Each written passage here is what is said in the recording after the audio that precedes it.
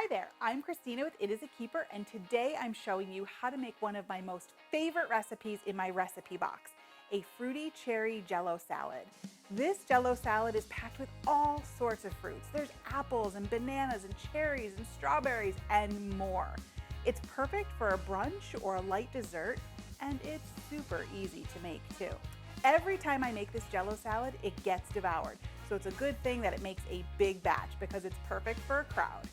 This is one recipe you will be making again and again.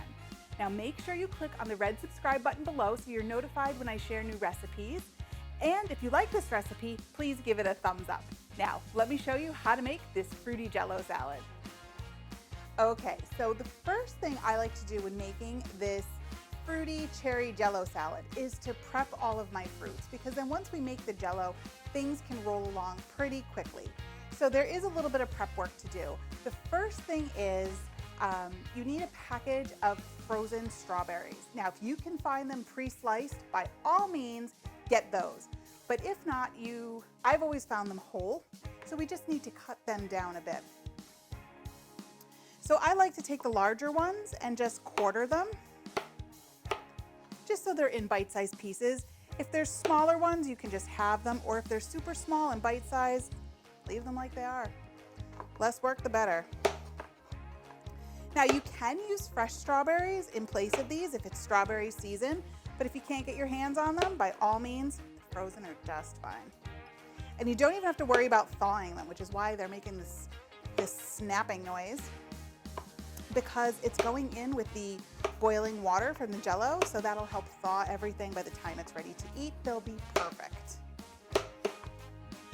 So I like to do this task on a plastic cutting board rather than my wooden one, because strawberries can stain your wood, so as they are my fingers. So I like to do that on this because I could throw it in the dishwasher and clean that red off of there, and it's not staining my nice wooden cutting board. Okay, last one. I'm just going to put these right back into the bowl. They can hang out here for later. The next thing I'm going to do is I'm going to prep my canned fruit. So I just have a strainer set over a bowl, like a garbage bowl, and I'm just going to dump the contents of some chunked pineapple, some mandarin oranges, and the last thing is them in halves. That's fine. These I can only find in slices because we're gonna cut the pears down. The pineapple and oranges are fine the way they are, but the pears we need to cut into chunks. So I'll get all those out.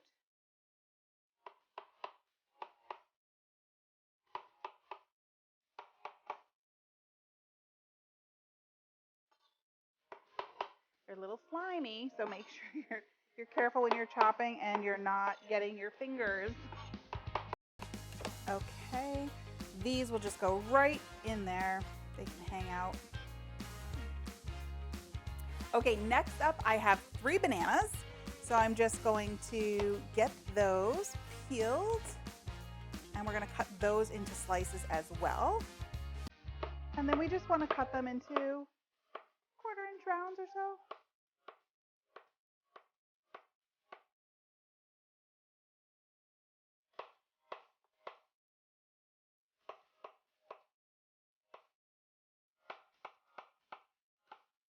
Alrighty. And then I will just pile these on top of our other fruit here. Okay, our last fruit to prep are our apples. And I'm using Granny Smith. I like Granny Smith in this recipe because there's so much sweetness going on with the other fruits that the tartness from the Granny Smith apple actually gives a nice break for your taste buds. Doesn't make it too overly sweet. So we're just going to get this peeled, cored, and then chopped into bite-sized pieces.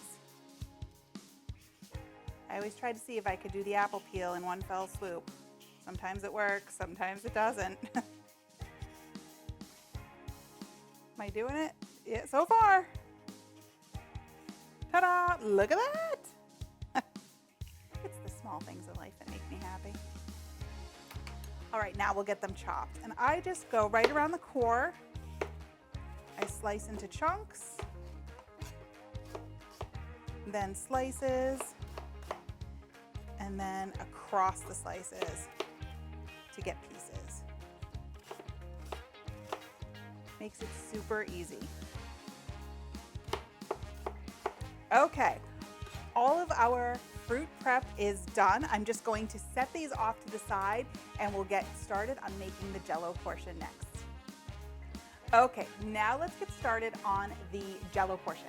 So here I have 2 packages of instant cherry Jello. You can use whichever kind you like. I would stick with the cherry flavor just based on the fruits that we're putting in, but I always use the sugar-free version. You could use the sugar-free or the regular version. I figure there's enough sweetness from everything else. I just always use the sugar-free, but it would work either way. So to that, we're going to add some boiling water, and we're going to get that powder just mixed right up. We don't want any pieces of that. And be careful with this because it will stain. So if you set your spatula down on your counters, it will stain it red. So be very careful. The red dye is quite potent in the cherry Jello. Also, make sure you use a huge bowl. I like to use the biggest one I have because it's better to have it too big than not big enough, because it might not look like a lot here, but once we start adding all these fruits, it's really going to fill up fast. All right, it looks like all of the gelatin has dissolved. Perfect. So to this, we're just going to start adding all of our fruits. So I'll put these apples in first just to get them out of the way. Be careful about splashing because it will make a mess. All right, I'm just going to give those a quick stir. If there's any pieces that are stuck together, I'll just use my spatula to chop them up, break them up. Nice. Okay, to this, we're going to add our strawberries. And then I have a package of frozen mixed berries. So there's blackberries and raspberries and blueberries in this. We're going to add those all in there. Get out of there. And let me give that a good stir. See what I told you? It fills up fast. And that hot water will start thawing the berries. So it does double duty. Okay. Next up, I have a can of cherry pie filling. So I'm going to put all of that in there. The juice here in the cherry pie filling gives the Jello just a great texture.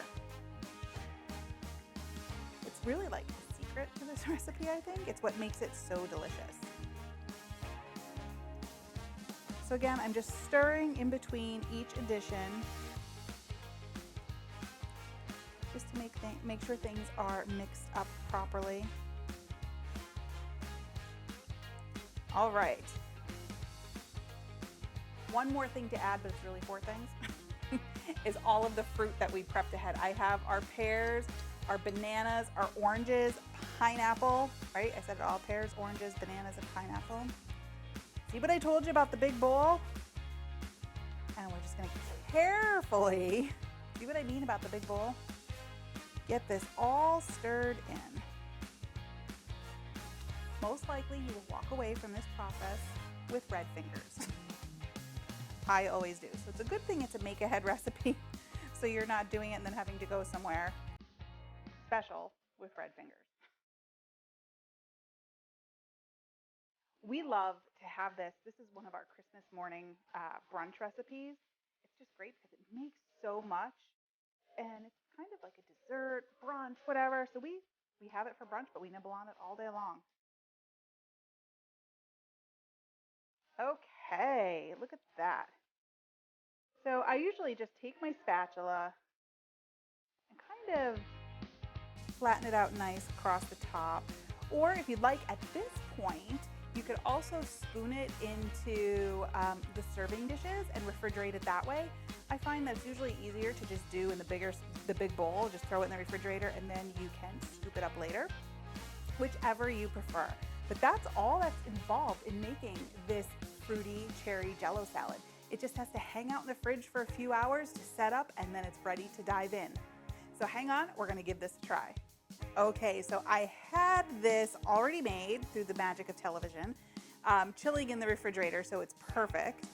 But let's dive in and give it a try. There's so many things going on with this.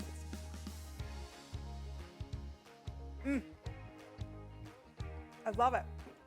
You get the crispness of that Granny Smith apple, and then you get the soft banana, and then the cherries from the cherry pie filling. You guys, this Jello is incredible. Once you make it, your family's going to love it, and you're going to be making it again and again. This will become part of your recipe box too. I hope you enjoy. Thanks for watching. You can get the full printable recipe in the video description below. Make sure you like, follow, and subscribe so you don't miss a single thing. And make sure you check out the rest of my favorite easy recipes and quick tips. I'll see you next time. Bye.